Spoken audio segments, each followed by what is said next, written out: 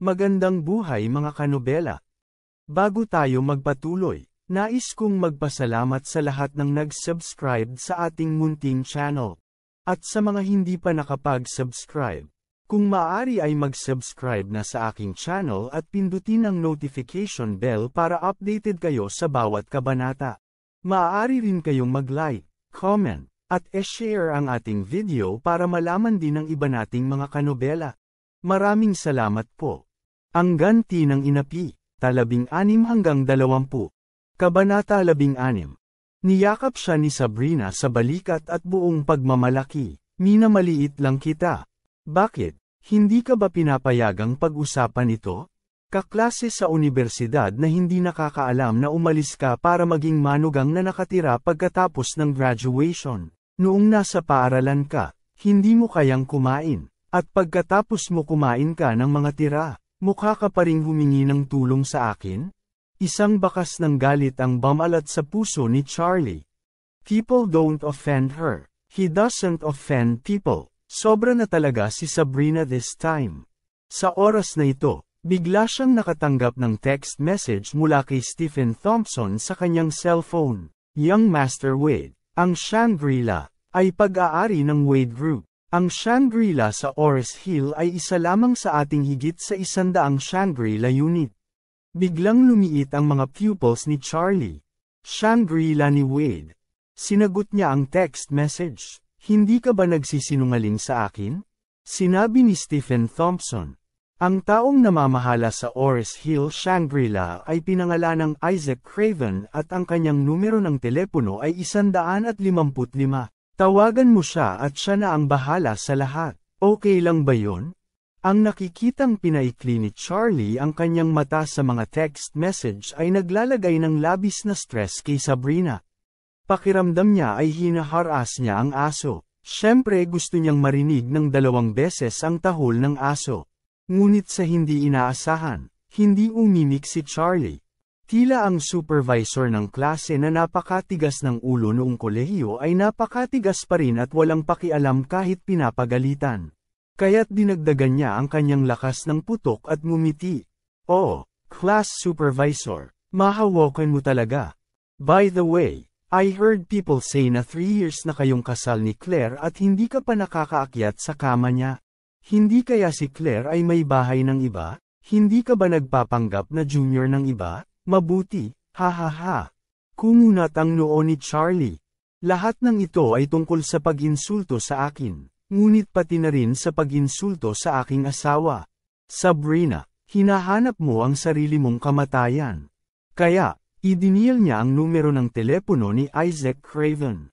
Ang taong namamahala sa Shangri-La, na tumingin kay Sabrina, at sinabing walang pakialam. Gusto kong tanungin ang kinauukulan. Paano nagre-recruit ng mga empleyado ang Shangri-La? Kahit sinong puno ng dumi ang bibig, ma-recruit pa kaya? Dare na pag-alitan ako. Pagod ka na bang mabuhay? Agad na hinaypa ni Sabrina ang kanyang buhok at sinigawan ng security guard sa tabi niya. Nandito siya para insultuhan ako. Bugbugin siya. By this time, tumawag na si Charlie. Hello, sino? Sa telepono, may narinig na boses ng isang lalaki. Malamig na tanong ni Charlie, ikaw ba si Isaac Craven? Ang pangalan ko ay Charlie Wade. Nasa pintuan ako ng Shangri-La ngayon. Bibigyan kita ng 10 minuto para bumaba, kung hindi ay mawawala ka sa Shangri-La sa hinaharap. Ang lalaki sa telepono na puno pa rin ng momentum ay biglang nagtanong. Young Master Wade, ikaw ba ay literal na nasa pintuan ng Shangri-La? Malamig na sabi ni Charlie, may 5 minutes ka pa. Ang kabilang partido ay mukhang natakot at bumulalas. Sandali, nandito ako. Galit na natawa si Sabrina sa tawag ni Charlie sa telepono, at sarkastikong sinabi, Charlie, hindi ko akalain na ganito ka magyayabang. Alam mo ba ang pagkakakilanlan ni President Isaac? Ang nangungunang 2 miyembro ng Shangri-La ay hindi nang ahas na kumilos sa harap ni Pangulong Isaac. Sa tingin mo ba mabubuli mo ako sa pagkukunwaring tumawag? Malumanay na sinabi ni Charlie, nambubuli ba ako? Malalaman mo pagkatapos ng 5 minuto. Humagalpak ng tawa si Sabrina. Okay Class Supervisor Wade, Then I'll wait for you for 5 minutes. Oh hindi, maghihintay ako sa iyo ng 10 minuto. Kung hindi sila lalabas sa loob ng 10 minuto, hahayaan ko ang security guard na punitin ang iyong bibig. Tingnan ko kung paano kita ipagmamalaki sa hinaharap. Hahaha, tinatawanan mo talaga ako. Pangkalipas ng 5 minuto, isang nasa katanghaliang gulang na lalaki na nakasuot ng top-tier na espesyal na suit ang tumakbo sa gulat. Siya ang aso ng pamilya Wade at isang napakalakas na aso. Mula nang manungkulan siya sa Ores Hill at naging pinuno ng Shangri-La, naging isa na siya sa mga pinakarespetadong pag-iral sa lungsod. Kailan ba siya naguguluhan? Gayunpaman, malamang nanatarante siya. At hindi niya inaasahan na lalabas ang young master sa Shangri-La kung saan siya nakatalaga. Itutuloy na sana ni Sabrina ang pang-iinis kay Charlie, nang bigla niyang makita ang mga security guard sa paligid niya na takot na takot. Nang hindi niya namamalayan, bigla niyang nalaman na pagod si President Isaac, at bigla siyang tinamaan ng kidlat. Kaagad, tumingin siya kay Charlie, ang kanyang mga mata ay puno ng takot. Paano ito posible? Sino si Charlie?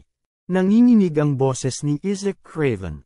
Ang mga tao ay natigilan, at si Master Isaac, na nakapagdala ng Ores Hill na lindol sa pamamagitan ng pagtapak sa kanyang paa, ay nagpalit ng boses sa sandaling ito. Sinabi ni Charlie sa oras na ito, "Ako." Agad na sumugod si Isaac Craven, yumuko at nagsabi, "Young Master." Bago siya matapos magsalita, sinabi agad ni Charlie, "Mr. Isaac, huwag kang magsalita ng kahit ano sa labas." Nang marinig ito ni Isaac Craven, nanginginig ang buong katawan niya sa gulat. Kabanata 17. Sa pag-iisip nito, si Sabrina ay biglang nagbago ang hitsura, at sinabi kay Charlie sa isang kaakit-akit na paraan. Talagang isang karangalan para sa ating Shangri-La at sa mga dati kong kaibigan na dumating. Mr. Charlie Wade. Pakiramdam niya, sa pagpupuri kay Charlie, maaari niyang makalimutan o baliwalain ni Charlie ang kanyang ginawa. Gayunpaman, masyadong hindi maganda ang pakikitungo niya kay Charlie. Nang marinig ni Isaac Craven ang mga salita ni Sabrina, nagtatakang nagtanong siya, "Sabrina, kaklase mo ba si Mr. Wade?" Oo, mabilis na sabi ni Sabrina. Si Mr. Wade ang class president ng klase ko sa kolehiyo. Napakaganda ng relasyon namin. Agad na sinabi ni Isaac Craven, "Magre-report ka sa President's Office bukas. At ikaw ang magiging direktor ng mga tauhan ng Shangri-La. Mula sa pinuno ng koponan hanggang sa direktor ng tauhan. Mayroong hindi bababa sa 3 antas sa Shangri-La, at ang sweldo ay higit sa 10 beses kaysa sa, at karamihan sa mga empleyado ay may kontrol sa buhay at kamatayan. Dapat isa siya sa mga executive." Nang marinig ito ni Sabrina, sa sobrang tuwa ay halos mahimatay siya. Sa oras na ito, malamig na sinabi ni Charlie, "Mr. Craven, alam mo ba ang relasyon namin ni Sabrina?" Naisip ni Isaac Craven na hindi nasisiyahan si Charlie sa kaayusan na ito, at agad na sinabi, "Kung hindi nasisiyahan si Mr. Wade, hayaan si Miss Sabrina na direktang ma-promote bilang vice-presidente." Biglang sinabi ni Charlie, "Dahil wala akong membership card, tinawagan ko si Sabrina para humingi ng tulong, pero talagang pinahiya niya ako ng walang dahilan, at gusto pa niya akong bugbugin ng security ng ilang beses. Gusto mo talagang i-promote siya bilang vice-presidente. Anong ibig mong sabihin?" Nang marinig ito, nanlamig si Isaac Craven. Tinamaan ng pambabala ang binti ng kabayo. Biglang napuno ng galit ang mga mata niya habang nakatitig kay Sabrina. Kaagad pagkatapos, sinampal niya ng malakas ang mukha ni Sabrina, at nagmura. Maging si Master Charlie ay nang ahas ka na saktan siya. Mayroon kang tapang ng pusong oso at leopard, ayaw mo na bang mabuhay? Sa sobrang takot ni Sabrina ay nanlambot siya, lumuhad sa lupa at patuloy na nakadapa habang umiiyak. "Mr. Nagkamali ako." Biglang sinipa ni Isaac Craven si Sabrina. Sinipa ng ilang metro ang layo, at nagmura, "Hindi ka aso na may mahabang mata. Sasabihin ko sa iyo ngayon at nagdulot yon ng presyo kay Mr. Wade. Kaya naman, sinigawan niya ang security guard sa tabi niya. Saktan mo siya ng malakas. Tadyakan siya. Pagkatapos ay tingnang mabuti ang kanyang plastic na mukha. Pagkatapos ay sabihin sa buong Ores Hill na walang kumpanya ang manggahas na tanggapin siya sa hinaharap. Takot na takot si Sabrina kaya dali-dali niyang sinabi, President Isaac, nagkamali ako, patawarin mo ako. Galit na galit si Isaac Craven, at sumigaw, ngayon alam mo na mali yan, bakit ka nang ahas? Nagawa mo ring masaktan si Mr. Wade, kung hindi dahil sa mukha ni Master Wade, pinatay na kita. Nataranta at umiiyak si Sabrina. Lumuhad siya sa lupa at gumapang patungo kay Charlie, patuloy na yumuko. Mr. Wade, nagkamali ako, pasensya na. Mangyaring kalimutan ito para sa pagiging magkaklase. Walang pakialam na tinanong siya ni Charlie, kaklase, bakit kanina sinisiraan mo ang asawa ko? Napaiyak si Sabrina at sinabing, Class President. Nataranta ako kanina. Sinisisi ko ang masamang bibig ko, patawarin mo ako. Sinabi ni Charlie, hindi ko sasaktan ang mga tao, hindi ako nananakit ng iba. Ngunit kung sasaktan nila ako, hinding-hindi ko sila mapapatawad. Pagkatapos nito, huminga siya at nagsabi, gumawa ka ng sarili mong mapait na alak, kaya inumin mo ito. Napag-alitan si Isaac Craven, bitch, dare to offend Mr. Wade. Puputulan ko ang sirang bibig mo. Hindi na naglakas loob na humingi ng awa si Sabrina. Bagkus ay lumuhad siya sa lupa at malungkot na umiyak. Si Charlie ay hindi nakiramay sa kanya kahit konti, ngunit hindi siya pinansin at sinabing blanko kay Isaac Craven. Gusto kong makipag-usap sa iyo tungkol sa Hanging Gardens. Nagmamadaling tumango si Isaac Craven, at magalang na sinabi, Master Wade sumama ka sa akin. Pagkatapos magsalita, itinuro niya ang security guard sa tabi niya at sumigaw, saktan mo siya ng malakas. Oo, Pangulong Isaac. Hindi susuway ang mga security guard at agad na sinugod si Sabrina para bugbugin. Patuloy sa pag-iyak si Sabrina, ngunit tuluyan na siyang hindi pinansin ni Charlie, at sa patnubay ni Isaac Craven na tumatango at yumuko, pumasok siya sa Shangri-La. Pagdating pa lang niya sa opisina ni Isaac Craven, dumiretso si Charlie sa punto. Pagkalipas ng ilang araw ay anibersaryo ng kasal naming ng asawa ko. Gusto kong i-book ang buong Hanging Garden. Kaya mo ba yan? Walang pagdadalawang isip na sinabi ni Isaac Craven, Mr. Wade, para matiyak ang pagiging patas sa lahat ng miyembro ng matataas na klase. Palaging tumatanggi ang Hanging Garden na i-book ang venue. Kahit na ang mga pinuno ng lungsod ay hindi magbibigay ng mga pribadong serbisyo sa silid.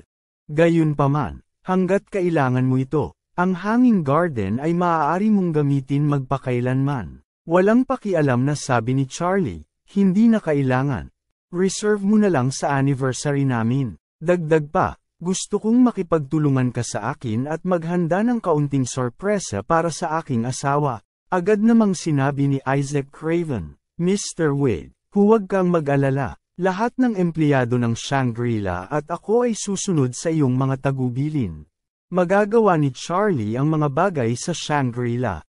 Kapag sumasakay ng bus pauwi, halos lahat ng pasahero ng bus ay gumagamit ng TikTok, Instagram at YouTube. Dagdag pa, nakakagulat, lahat ay nanunood ng parehong mga video. Ito ay isang video ng paghahagis ng 13 milyong pera sa Rare Earth. Ang video ay kuha ng Rolls-Royce team ni Stephen Thompson. Isang serye ng mga nangungunang Rolls-Royce na kotse, isang dosenang itim na security guard na may itim na mga briefcase, at 13 milyong cash drop sa lupa para panoorin ng mga aso. Ang mababang ranggo na sales manager ay walang kahit saan upang ipakita ang kanyang sarili. At ang buong proseso ay naipost online. Gayunpaman, nabigo ang video na makuha ang harapan ni Charlie. Mabilis na naging sikat ang video na ito sa Ores Hill. Maraming tao ang nagtataka kung sino ang superhero. Maraming mga batang babae kahit na nangangarap ng Cinderella at ang pangarap ng isang prinsipe, sabik na matugunan ang simpleng bayani na ito. Paulit-ulit na nilinaw ni Charlie na hindi siya nakikilala sa video. At pagkatapos ay gamaan ang loob niya at umuwi. Sa oras na ito, ang bahay ay puno ng kagalakan. Nakakuha si Claire ng kontrata mula sa Embrand Group at magiging direktor ng Wilson Group. Tuwang-tuwa at umiyak ang kanyang mga magulang. Siya ay minamaliit sa pamilya Wilson sa loob ng napakaraming taon. Ngayon ay maaari na niyang iangat ang kanyang ulo at maging isang babae. Nang masaya ang biyenang lalaki at babae, nakita si Charlie at hindi na naiinip tulad ng dati. Tuwang-tuwang sinabi ng biyenan, "Nako, napakasaya ko ngayon. Talagang hindi ordinaryong tao ang anak ko." Pagkatapos niyang magsalita, tumingin ulit siya kay Charlie, at sinabing may pambihirang ngiti, "Charlie, maituturing kang malaking inspirasyon para sa bagay na ito. Hindi kita hahayaang magluto ngayon. Maghanap tayo ng makakainan."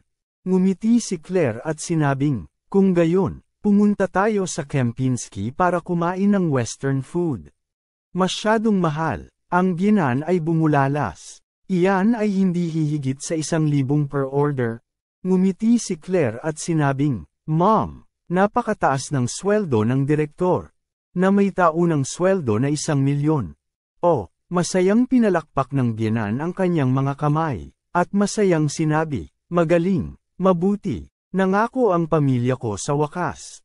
Pagkatapos nito, sinabi niya, "Gayunpaman, dapat mong bayaran ang iyong ina ng hindi bababa sa 70 ng iyong magiging sweldo. Kayong mga kabataan ay hindi talaga nauunawaan ang kahalagahan ng pamamahala sa pananalapi. Ang pera ay tiyak na mas maaasahan sa akin kaysa iligtas mo ang iyong sarili."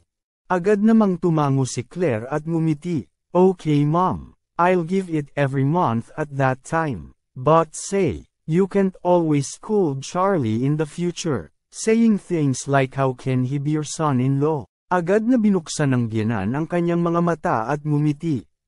"Okay, si Mommy ay magmamalasakit sa iyong mukha, kaya subukang makipag-usap tungkol sa kanya ng mas kaunti sa hinaharap." Kabanata 18. Nagtatampo si Wendell sa bahay nang pumunta sa Kempinski ang isang pamilya ng 4 para sa hapunan.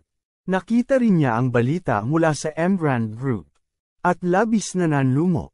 Naisip niya na hindi makukuha ni Claire ang kontrata mula sa Embrand Group kung wala ang kanyang tulong.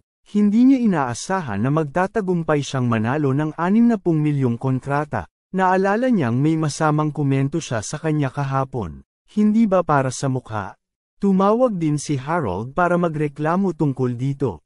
At sinabi kaagad sa kanya, "Kuya Wendell, masyado kang kaakit-akit. Tinulungan kita na magkaroon ng pagkakataon upang maabyutan ang aking pinsan. Ngunit tinulungan mo siyang makuha ang kooperasyon ng Embrand Group. Hindi mo ba ako pinapahiya?" Napaka-inosente rin ni Wendell. "What the hell? Hindi ko tinutulungan si Claire." Sa pagkakataong ito, muling nagtanong si Harold, "Kuya Wendell, sabihin mo sa akin ang totoo, pinatulog mo ba ang aking pinsan?" Masyadong nahiya si Wendell para itanggi. Sinabing wala siyang kinalaman sa lahat ng ito. Hindi ba't ang pag-amin niya ay wala siyang kakayahan? Kaya sabi niya "Oo, sorry Harold, babayaran talaga kita kung may pagkakataon ako sa hinaharap." "Alam ko," bamantong hininga si Harold, at pagkatapos ay nagmamadaling nagtanong, "Kuya Wendell, dapat kunin mo ng buo ang aking pinsan? Huwag mong hayaang damapo sa kanya ang basura. Talagang naka-jackpot ka sa pagkakataong ito." Tuwang-tuwa si Wendell nang marinig ito. Mabuti, Claire pa rin. Pagkatapos ay maaari rin niyang ipahayag sa publiko na siya ay natulog sa kanya, upang pukawin ang mga relasyon sa pagitan niya at ng kanyang asawa. Sa pag-iisip nito, ngumiti siya at sinabi kay Harold, "Harold, talagang birhen ang pinsan mo, at ang galing-galing nitong gawin. Ha ha ha." Mapait na sinabi ni Harold, "Kung gayon, hindi mo na ako maaaring baliwalain mula ngayon, Kuya Wendell. Relax." Agad namang pumayag si Wendell. Pagkatapos ibaba ang tawag kay Harold, tumawag muli ang ama ni Wendell. Sa sandaling nakakonekta ang telepono, tumawag siya, "Wendell, may nangyari. Itinigil ng Embrand Group ang lahat ng ating kooperasyon. May na-offend ka ba kamakailan?" Nang marinig ito ni Wendell, parang ice seller ang puso niya. Ang Embran Group ay huminto sa lahat ng pakikipagtulungan sa mga Jones. Hindi ba ito nangangahulugan na ang pamilya ay dumanas ng malaking kawalan? Siya ay sumigaw, "Ano ang sitwasyon, Dad? Hindi ako nakasakit ng sinuman ngayon. May nasaktan ka ba?" Galit na sinabi ng ama ni Wendell. "Ako rin. Kamakailan lang ay nasa kumpanya na ako, at wala akong sinaktan na sinuman." Kinakabahang sinabi ni Wendell. "Ay, Dad, posible bang ang bagong chairman ng Embran Group ay naghahanda na sa pag-shuffle ng mga card?" Masyadong malaki ang posibilidad. Biglang napagtanto ng ama ni Wendell. Ngayong pumalit na ang bagong chairman, wala na akong pagkakataong bumisita. Ilang beses ko na itong nabanggit kay Doris. Pero paulit-ulit niyang sinasabi na hindi tatanggap ng mga bisita ang kanilang chairman. Nagtanong si Wendell, "Ano ang dapat kong gawin?" Sandaling nag-isip ang kanyang ama at sinabing, "Oh tama, may handaan sa pamilya Wilson bukas ng gabi. Inimbitahan daw nila ang chairman ng Embran Group. Tara na at humanap tayo ng pagkakataong makilala siya." "Mabuti," agad na sinabi ni Wendell, "bukas sabay tayo." Kinabukasan, sa pinakamahalagang kaganapan ng pamilya Wilson, ang buong pamilya ay labis na nasa sabik.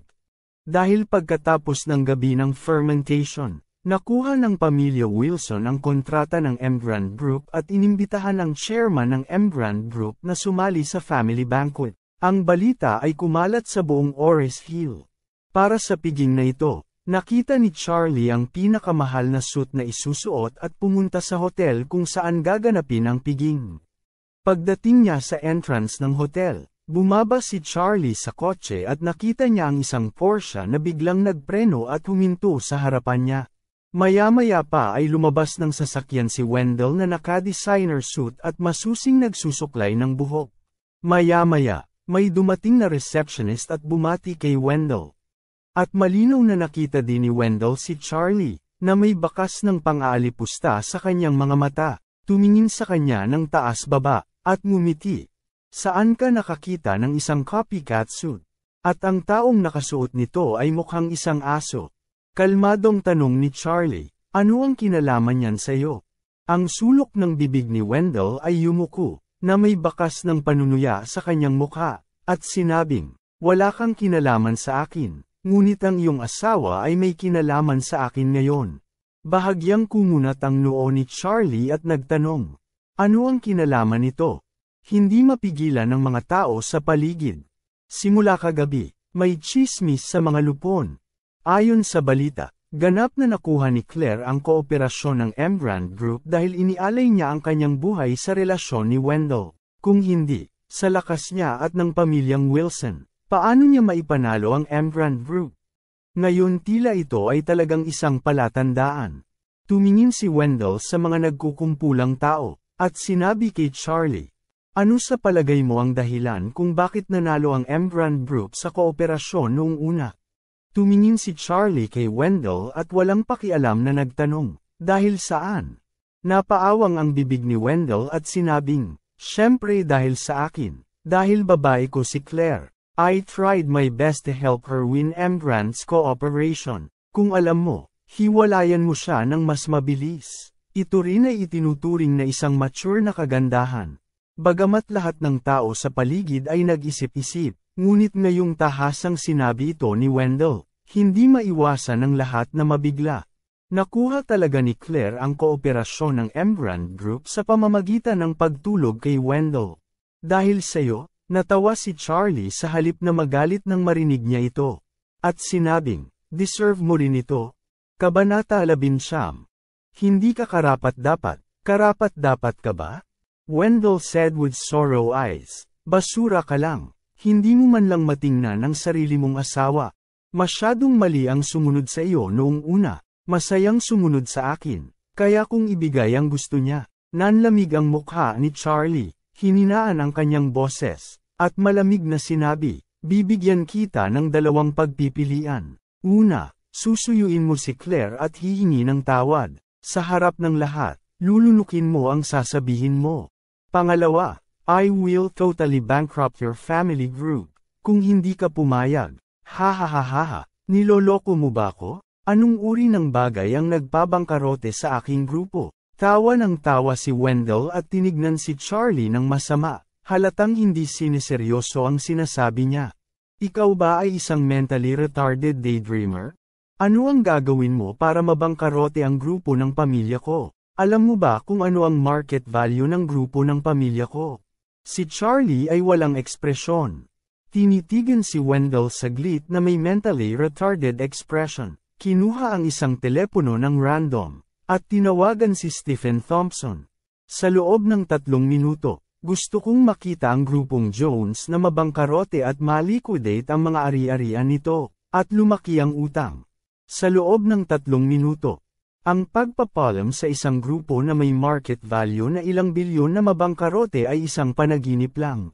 Binigyan ni Wendell si Charlie ng masamang tingin, at sinabi, "Damn, you're so amazing. Sa tingin mo ba ikaw ay isang superhero sa internet?" Pagkatapos noon, malamig na sinabi ni Wendell, "Basura.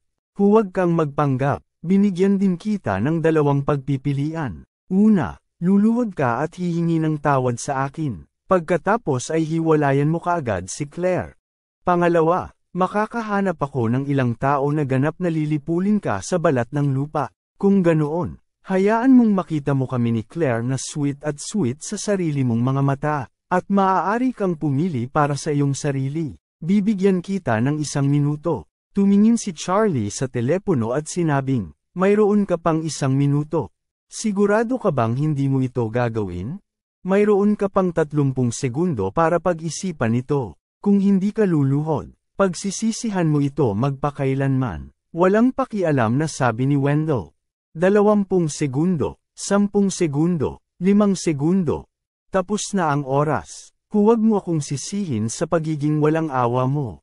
Ikaw ay basura na natagpuan mo ang iyong sarili. Inalag-alog ni Wendell ang kwelyo, saka kumaway sa ilang bodyguard, handang mag-asikaso muna ng basura. Ngunit sa oras na ito, biglang tumunog ang cellphone ni Wendell. Nagulat si Wendell. Nakita ang kanyang ama na tumatawag, at agad itong kinuha. "Dad, nasa party na ako, nandito ka ba?" Sa telepono, galit na galit ang ama ni Wendell. "Basura ka, sinong na-offend mo? Anong gulo ang ginawa mo?" Ngayon ang lahat ng mga shareholder ay galit na itinatapon ang mga bahagi ng ating grupo. At ang ating mga pagbabahagi ay bumaba ng higit sa 70. Gaya ng sinabi niya. Muling sumigaw ang kanyang ama. Biglang dumating ang bangko para humingi ng pagbabayad ng utang. Ang lahat ng mga kasosyo ay biglang tumigil sa pagtatrabaho sa atin at tumigil sa pag-aayos. Nasira ang ating capital chain. Mayroon lamang isang paraan para sa bangkarota at pagpuksa. Agad na namutla ang mukha ni Wendell nang marinig niya ang boses mula sa telepono, at tumulo ang malamig na pawis mula sa kanyang noo. "Tapos na ang bahay natin. Ganap na tapos na." Gustong magtanong ulit ni Wendell. Bigla siyang nakarinig ng sirena ng pulis sa kabilang panig ng telepono, na sinundan ng tunog ng pagsira ng pinto, at ang tunog ng isang pulis na humihiling sa kanyang ama na makipagtulungan sa investigasyon. Bigla siyang nanghina, at nahulog ang telepono sa lupa, nagkapira-piraso. Nang lamambat ang kanyang mga binti ay lumuhad siya sa harapan ni Charlie. Umihip ang hangin, nanlamig ang katawan at puso. Ang mga gwardya, nang makita ang larawang ito, ay nagulat at tumigil sa pagsulong. Natakot si Wendell, at tinanong si Charlie sa mahinang boses. "Sino ka? Ikaw ang may gagawa nito, tama?"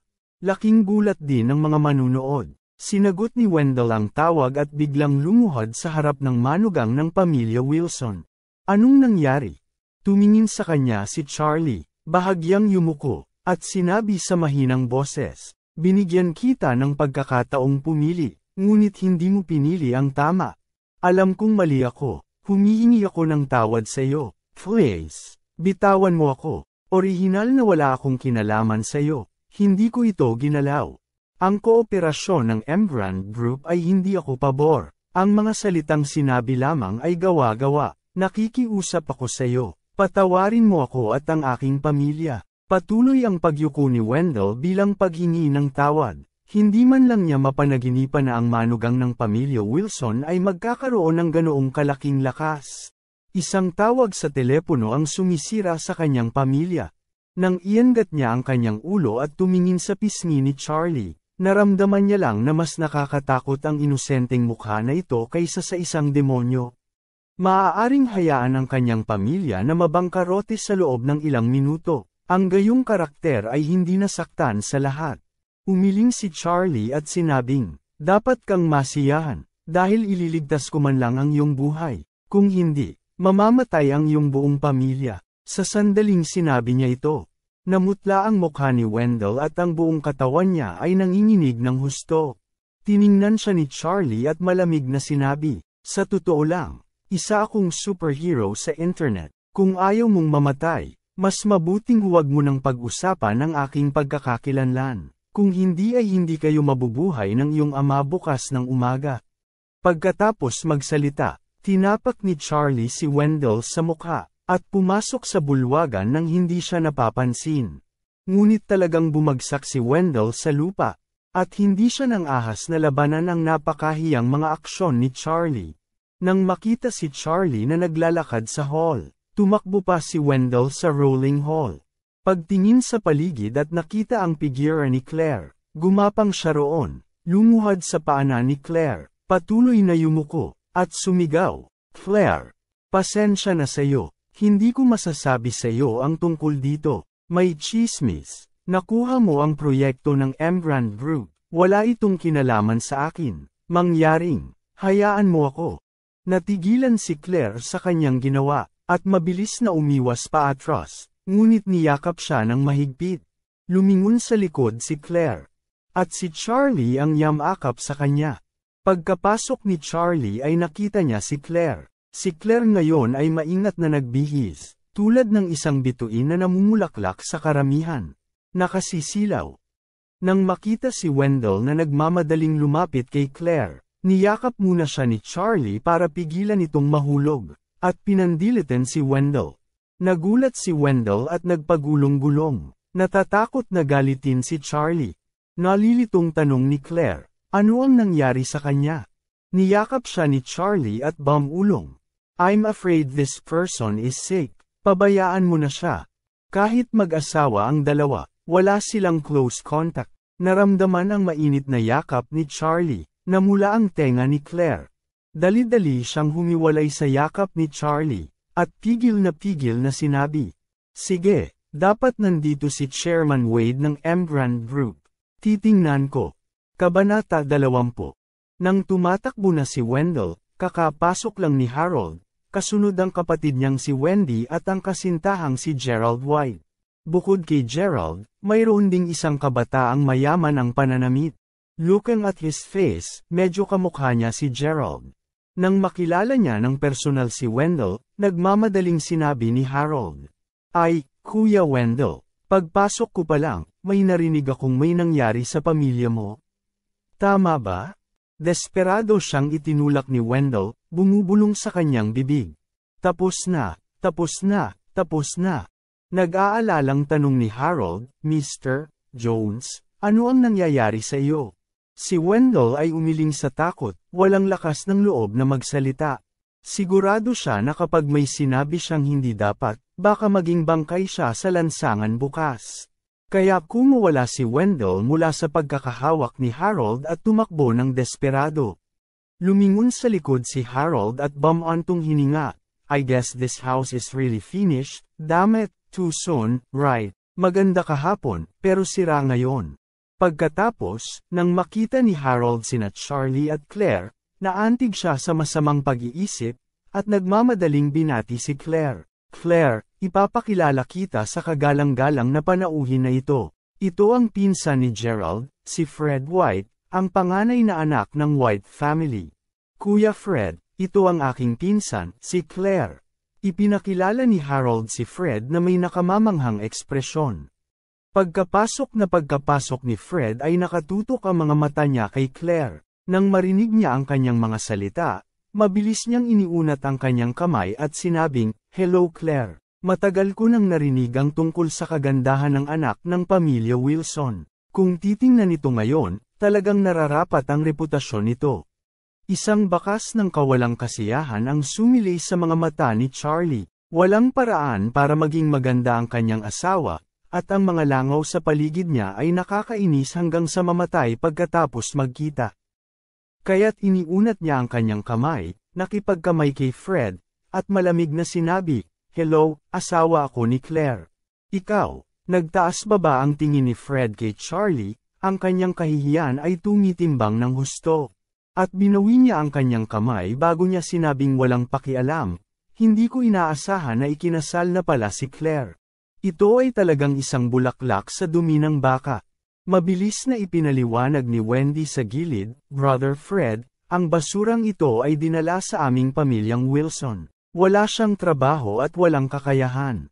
Pagkatapos niyang magsalita, sinadya niyang commendat kay Fred at sinabing, "Brother Fred, pagkatapos kong ikasal kay Gerald, ituturing tayong isang pamilya, at dapat ay magkaroon pa tayo ng higit na komunikasyon." Alam na alam ni Fred ang ibig niyang sabihin. Ito ay para hikayatin siyang habulin si Claire. Tapos ngumiti siya at sinabing, "Kasing ganda ng isang immortal si Miss Claire. Kung maaari akong makipag-usap ng higit pa, hindi ko ito maaaring hilingin." Sa pagkakataong ito, nakita rin ni Charlie na papalapit ang kanyang biyenan na si Elaine at Jacob. Pagkalakad ni Elaine, dali-dali niyang sinabi kay Claire, "Claire, narinig mo ba? Sira na ang mga Jones." "Ha?" Nagtatakang tanong ni Claire, "Kailan nangyari yon?" "Ngayon lamang." Bamantong hininga si Elaine, "Akala ko hihiwalayan mo si Charlie sa hinaharap, at makakasama mo si Wendell, ngunit ngayon ay wala nang dapat ipag-alala." Sobrang nanlumo si Charlie, "Tanga ba itong biyenan ko?" Not knowing na ang kasalukuyang manugang ay ang tunay na manugang. Nang makita si Elaine, dali-daling lumapit si Fred at nagpakilala. "Ikaw siguro ang mother ni Claire, di ba?" "Tita, ako ang pinsan ni Gerald na si Fred. Ang ganda-ganda mo, no wonder na anak mo si Claire, napakagandang prinsesa." Nang mabalitaan ni Elaine na si Fred pala ay pinsan ni Gerald, ang panganay na anak ng pamilyang White, at anak ng isang mayamang pamilya, nagliwanag ang kanyang mga mata at masigasig niyang sinabi, "Oh, ako ang ina ni Claire. Magkaibigan ba kayo ni Claire?" Tumango si Fred at ngumiti, "Magandang babae, ngunit ngayon ko lang nakilala." Tuwang-tuwa si Elaine, at mabilis na tumango at nagsabi, "Ang lahat ay mabilis na humanap ng lugar na mauupuan. Huwag tumayo, Mr. White. Kayong mga kabataan, dapat ay magkaroon pa kayo ng higit na pakikipag-ugnayan sa hinaharap." "Mom." Hindi nasisiyahang sagot ni Claire, pinipigilan ng kanyang ina na magpatuloy. Magsasalita pa sana si Elaine, tinulungan siya ni Claire na paalalahanan ang lahat na bigyang pansin ang entablado. Sa oras na ito, si Mrs. Wilson ay nasa spotlight na. Laminggo-linggo siya sa paligid ng may kagalakan bago siya tumayo sa harap ng mikropono at ngumiti at nagsabi, "Una sa lahat, sa ngalan ng pamilyang Wilson, tinatanggap ko ang aking mahal na mga kaibigan at kapareha na pumunta sa ating handaan. Kung gayon, I welcome natin ang Emgrand Group Deputy Chairperson, Miss Doris." Agad na gumalaw ang searchlight, tumama sa sinag ng ilaw sa upuan sa harapan. Nakasuot ng itim na evening gown, ganap na inilantad ni Doris ang kanyang perpektong figura sa mga mata ng lahat. Sa ilalim ng liwanag, siya ay nakasisilaw na parang isang diwata, at lahat ng mga lalaki sa field ay hindi maiwasang tumuon sa kanya. Emgrand Group, Deputy Leader. Walang kapantay na kagandahan. Ang bawat isa sa mga pagkakakilanlang ito ay sapat na upang maakit ang atensyon ng lahat. Pagkatayo ni Doris, tumango lang siya sa mga tao. Nang makita niya si Charlie, saglit na napapikit ang mga mata niya bago siya humiwalay. Sa oras na ito, nagpatuloy ang matandang Madam Wilson sa pagsasalita. "Ngayon, nais kong pasalamatan ang Emgrand Group para sa pagtitiwala ng isang mahalagang proyekto sa pamilya Wilson. Ang pamilya Wizen ay tiyak na magsisikap na matupad ang tiwala ni Emgrand. Pangalawa, gusto rin naming ipakilala sa aming mga kaibigan ang isang outstanding junior mula sa aming pamilyang Wilson. Kung hindi dahil sa kanya, hindi namin makakamit ang anumang pakikipagtulungan kay Emgrand. Bilang karagdagan, Pagkatapos kumonsulta sa aming grupo, nagpasya kaming ihirang siya bilang aming direktor ng Wilson Group, naganap na responsable para sa pakikipagtulungan sa M-Grand Group. Tuwang-tuwang sinabi ng biyenan na si Elaine, "Oh, Claire, oras na para umakyat ka sa entablado." Kahit ready na umakyat si Claire sa stage, kinakabahan pa rin siya. Agad naman siyang binigyan ni Charlie ng nakaka-encourage na tingin. Tiningnan ni Harold ang nasa sabik na si Claire, at hindi napigil ang magpakita ng panunuya sa mga sulok ng kanyang bibig. Tumingin din ang matandang Mrs. Wilson sa mesa at nakangiting nagsalita. "Salubungin natin ang bagong direktor ng Wilson Group, si Harold." Agad na nanlamig ang figura ni Claire sa kinatatayuan. Hindi siya makapaniwalang tumingin sa gilid, ngunit nakita niya si Harold na may pagmamalaki at humakbang papunta sa entablado. Nanlamig agad ang mga mata ni Charlie. Mahusay na paraan upang tumawid sa mga ilog at sirain ang mga tulay. Ang mga Wilson, pagkatapos gamitin si Claire, ay agad siyang inabandona, na walang pakialam sa kanyang nararamdaman. Agad na namula ang mga bilog ng mata ni Claire, at patuloy na umaagos ang mga luha sa kanyang eye sockets. Kaagad pagkatapos noon, tumayo siya at tumakbo palabas ng pinto nang hindi lumilingon. Siya naman, kung gaano siya kasaya nang siya ay dumating, kung gaano siya kawalang pag-asa ngayon. Pinagmasdan siya ni Charlie na umalis, mas malamig ang mukha niya. "Binubuli ang asawa ko. Naghahanap ka ba ng kamatayan?" Sa pagkakataong ito, tumayo si Harold sa entablado at buong pagmamalaking sinabi, "Salamat sa tiwala ng kumpanya, talagang magsisikap ako bilang direktor. Tatapusin ko talaga ang project na binigay sa amin ng M-Grand Group." Tumango si Mrs. Wilson bilang kasiyahan, kinuha ang kanyang mga salita, at sinabi, "May isa pang mahalagang bagay tungkol sa piging na ito. Ibig sabihin, maswerte tayo na andito si Mr. Wade, ang bagong chairman ng M-Grand Group." Mangyaring gamitin ang pinakamainit na palakpakan, maligayang pagdating kay Chairman Wade. Nagkaroon ng standing ovation mula sa audience. Lahat ng mga bisita ngayong gabi ay sumugod upang makilala ang bagong pinuno ng M-Grand Group. Ang lahat ay naghihintay na makita ang kanyang estilo. Ang lahat ay nanunood ng pribado, gusto lang makita kung sino ang tatayo sa oras na ito. May nagsabi pa nga, kinala ko na ang misteryosong pinuno ng M-Grand Group ay kapareho ng super goddess na gumawa ng maraming ingay sa rare earth sa internet. I think very possible din. Ang likod ng superhero ay mukhang kakaiba, hindi ito dapat nasa bilog ng Ores Hill. Panginoon, kung sasabihin mo yan, hindi ba ang chairman ng M-Grand Group ang pinakamalakas na super rich sa Ores Hill? Inaasahan kong makita ito sa tunay na kulay nito. Sa matinding palakpakan na ito, sa ilalim ng masigasig na atensyon ng maraming tao, biglang si Charlie, na may malamig na mukha at dahan-daang tumayo.